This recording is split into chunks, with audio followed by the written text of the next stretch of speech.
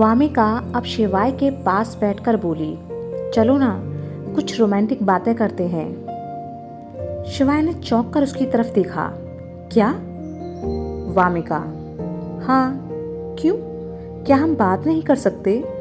अरे हम दोनों की शादी होने वाली है, तो फिर अभी से प्रैक्टिस करते हैं ना ऐसी बातें करने की, बाद में इतना असहज नहीं लगेगा। शिवाय अभी भी हैरान सा उसे देख रहा था। उसे विश्वास नहीं हो रहा था कि वामिका उसे यह सब बोल रही है। तुम्हारा दिमाग तो सही काम कर रहा है ना? वामिका मासूम सा चेहरा बनाते हुए बोली। क्यों, क्या दिक्कत है? शिवाय, चुपचाप जाकर सो जाओ। मैगी खा ली है ना तुमने, तो मेरा दिमाग मत खाओ अब। वामिका, हद करते हो यार तुम भी। फ्रेंड जोन से बाहर निकलेंगे तभी तो कपल जोन में आ सकेंगे। शिवाय, इसका मतलब तुमने मन बना लिया है कि तुम हाँ कहने वाली हो हमारे रिश्ते के लिए? वामिका हैरान सी बोली। क्या? पर मैंने कब कहा? शिवाय, तुम तैयारी कर तो रही हो ना कि पहले ही प्रिपेयर हो जाते हैं, तो कह रहा हूं। वामिका हंस दी। लेकिन शिवाय, लेकिन वेकिन कुछ नहीं, चुपचाप जाकर सो जाओ और मुझे मेरा काम खत्म कर लेने दो। वामिका उठ खड़ी हुई और झूठा गुस्सा दिखाते हुए बोली, सुबह जब दुर्गा आंटी उठेंगी तो मैं उनसे कह दूंगी कि मैं तो अपनी तरफ से कोशिश कर रही हूँ इस रिश्ते को अपनाने की, लेकिन तुम ही कुछ एफर्ट्स नहीं कर रहे। अरे जब तक हम एक दूसरे के साथ सहज नहीं होंगे, कैसे इस रिश्ते के बारे में सोचेंगे और कैसे आगे बढ़ेंगे? शिवाय लैपटॉप एक तरफ रख उसे देखता रहा, फिर बोला, अच्छा ऐसी बात है? वामिका, हाँ ऐसी ही बात है। शिवाय, फिर ठीक है। उसने अब एकदम से वामिका का हाथ पकड़ एक झटके से उसे अपनी तरफ खींच लिया, जिससे वामिका अब सीधे उसकी गोद में आ गिरी। वह शिवाय की इस हरकत के बाद हैरानी से उसे देखने लगी। शिवाय, क्या हुआ? ऐसे क्यों देख रही हो? वामिका, यह क्या हरकत थी? शिवाय बड़े प्यार से उसके बालों को कानों के पीछे कर उसके चेहरे को अपने हाथ में थामते हुए बोला, तुम ही तो कह रही थी ना कि अभी से कोशिश करेंगे तो फिर तभी अपने नए रिश्ते के लिए सहज हो पाएंगे। वामिका उसे अब अपनी बड़ी बड़ी आंखों से हैरानी से देख रही थी। उसके चेहरे पर अब हल्की सी घबराहट दिखने लगी थी। उसकी यह हालत देखकर शिवाय हंस पड़ा और अपने हाथ उसके चेहरे से हटा लिए। जब तुम्हारे बस का है ही नहीं तो क्यों करती हो ये सब? वामिका हड़बड़ाकर बोली। क्या? शिवाय, यही शरारत जो अभी कुछ वक्त पहले तुम कर रही थी। मुझे पता है कि तुम मुझे तंग कर रही थी, तो मैंने भी तुम्हें तंग कर दिया। वामिका मुस्कुरा दी। अच्छा, तुम्हें पता था? शिवाय, और नहीं तो क्या। तुम अभी जाकर सो जाओ और मुझे काम करने दो, कल सुबह कॉलेज जाना है ना। वामिका, ठीक है। वह उठकर कमरे से बाहर निकल गई। शिवाय ने मुस्कुराते हुए अपना लैपटॉप वापस उठाकर अपनी गोद में रख लिया कि तभी वामिका वापस से अंदर आई और उसके बालों को बिगाड़ते हुए बोली, गुड नाइट। शिवाय मुस्कुरा दिया, गुड नाइट। वामिका अपने कमरे में चली गई और बिस्तर पर लेट सोचने लगी कि जैसे अभी हम दोनों के बीच ये प्यारा सा रिश्ता है, क्या शादी के बाद यह बदलेगा नहीं? अगले दिन सुबह शिवाय तैयार होकर डाइनिंग टेबल पर आ बैठा। उसके पास बैठी दुर्गा जी वामिका को आवाज दे रही थी, वामिका बेटा आकर नाश्ता कर लो, फिर कॉलेज के लिए भी निकलना है तुम दोनों को। दुर्गा जी ने शिवाय की तरफ देखा, तुम दोनों का लंच पैक करवा दिया है मैंने।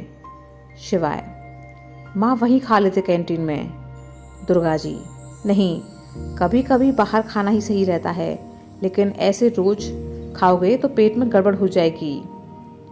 कुछ देर बाद दुर्गा जी ने वामिका को फिर से आवाज दी और वामिका के कमरे से आवाज आई, बस 5 मिनट आंटी, अभी आ रही हूँ। दुर्गा जी ने अपना सिर पकड़ लिया और हंसने लगी। पता नहीं क्या कर रही है ये लड़की, कितनी देर से आवाज दे रही हूँ पर हर बार बस 5 मिनट का बोलकर बात टाल देती है।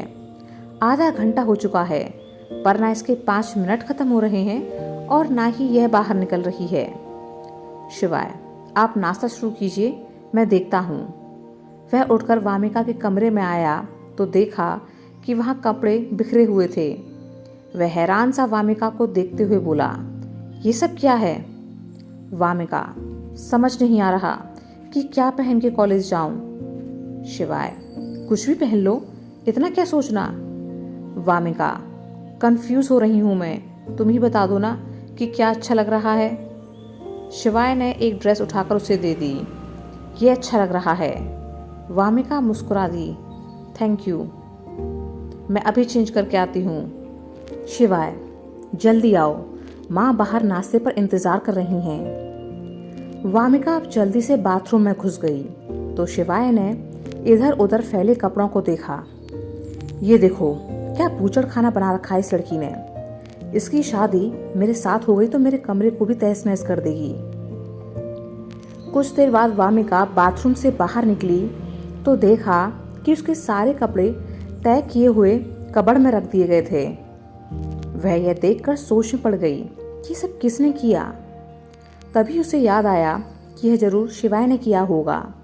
उसे ही हर चीज को संभाल कर रखने की आदत है। वामिका अब थोड़ी असहज हो गई कि पता नहीं शिवाय मेरे बारे में क्या सोच रहा होगा कि कितनी गैर जिम्मेदार लड़की हूं मैं। वह बाहर डाइनिंग टेबल पर आई तो दुर्गा जी नहीं दिखी। वह शिवाय के पास बैठते हुए बोली, आंटी कहाँ हैं? शिवाय, वो ऑफिस के लिए निकल गई हैं। वामिका यह सुनकर उदास हो गई। सॉरी, रात को लेट सोई थी ना तो आज मैं थोड़ा लेट हो गई उठने में, लेकिन कल से मैं और जल्दी तैयार हुआ करूंगी ताकि आंटी के साथ बैठकर नाश्ता तो कर सकूं। शिवाय, कोई बात नहीं, वैसे भी वह आज और दिन के मुकाबले जल्दी ही निकली हैं क्योंकि आज मैं ऑफिस नहीं जा रहा हूं ना, इसलिए काम ज़्यादा होगा उनके लिए। वामिका, ठीक है, पर मैं ध्यान रखूंगी आगे से। दोनों ने नाश्ता किया और उसके बाद कॉलेज के लिए निकल गए। रास्ते में वामिका ने शिवाय को थैंक्स बोला तो वह चौंका। ये किस लिए? वामिका, मेरे कपड़े समेटने के लिए। मैं क्या करूं? बचपन से ही आदत है मेरी। शिवाय, इट्स ओके, सबकी कुछ ना कुछ खराब आदतें होती हैं। आपसे अनुरोध तुम है मेरी कि गलतियां ऐसे ठीक कर दिया लोगों की करना हिम्मत और ना मैं तुम्हारी कर दिया बढ़ाएं और करूंगा। उनके चैनल पर इस कहानी को ना सुनें। वामिका मुस्कुरा दी और सोचने लगी कि यह कितना समझदार है। इसके साथ जिंदगी भर भी रहना पड़े तो भला मुझे क्या दिक्कत हो सकती है। कॉलेज के बाहर सलोनी और सौरभ बड़ी ही बेसब्री से वामिका और शिवाय के आने का इंतजार कर रहे थे। तभी उन्हें कुछ दूर से वो दोनों आते हुए दिखे। सलोनी से तो रहा ही नहीं गया। वह दौड़कर वामिका के गले लग गई। यार, मैं बता नहीं सकती कि तेरे लिए मैं कितनी ज़्यादा खुश हूँ। अच्छा है जो सिर दर्द से पीछा छूटा तेरा। मुझे तो फूटी आंख भी नहीं सुहाता था वो, पर अभी सब ठीक है और शिवाय के साथ तेरी जोड़ी एकदम मस्त जमेगी। वामिका ने उसे चुप रहने का इशारा किया। दूसरी तरफ सौरभ भी आगे बढ़ा और शिवाय के पास आ खड़ा हुआ। क्या बात है शिवाय, तुम गायब क्या हुए? अपने लिए रिश्ता ही तय कर लिया? शिवाय मुस्कुरा दिया। तुझे तो सब पता है। सौरभ, मुझे तो सब शुरू से ही पता है। मैं पहले ही कहता था कि तुम दोनों की जोड़ी लगती ही नहीं है कि दोस्तों वाली है। शिवाय, अब फिर से शुरू मत हो जा। चल, क्लास अटेंड करने आए हैं तो वही करते हैं। चारों दोस्त अब क्लास में चले गए। सौरभ और सलोनी एक साथ बैठ गए तो वहीं शिवाय और वामिका एक साथ बैठे। अभी तक क्लास में सर नहीं आए थे तो सलोनी ने पीछे मुड़कर वामिका को देखा। सब ठीक चल रहा है ना? वामिका चौंकी। क्या मतलब? सलोनी अब मुस्कुरा दी। अरे, मैं पूछ रही हूँ कि क्या सोचा शिवाय के बारे में। वामिका शिवाय ने एक दूसरे को देखा, फिर शिवाय ने दूसरी तरफ मुंह फिर लिया। बदमाशी में एक से बढ़कर एक हो तुम दोनों। हर बात को गाने की ज़रूरत नहीं होती और एक दिन में ही जिंदगी के इतने बड़े फैसले नहीं लिए जाते। वामिका ने अब सलोनी के सिर पर चपत लगा दी। कुछ भी बोलती रहती है पागल। शिवाय सही कह रहा है। तभी वहाँ नवीन सर आ गए तो सभी स्टूडेंट्स सीधे होकर बैठ गए। 4 लेक्चर्स के बाद चारों दोस्त गार्डन में आ बैठे और अपने लंच बॉक्स खोल खाना खाने लगे। सलोनी देख रही थी कि वामिका अभी थोड़ी गंभीर हो गई है।